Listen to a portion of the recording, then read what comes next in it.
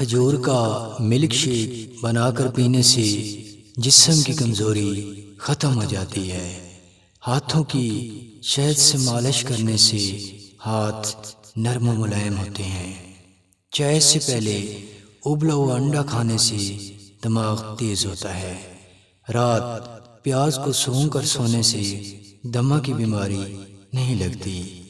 سر کو چکر آتے ہوں تو انگور کا جوس بنا کر پی لیں، آرام آ جائے گا۔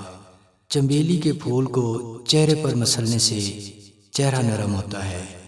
مولی کا چھلکا ہاتھوں پر مسلنے سے ہاتھوں کی خشکی ختم ہو جاتی ہے۔ پودینے کا قہوہ بنا کر پینے سے دماغ تیز ہوتا ہے۔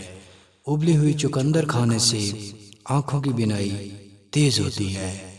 رات سونے سے پہلے ایک دانہ سونف کا کھایا کریں، بد ہضمی نہیں ہوگی۔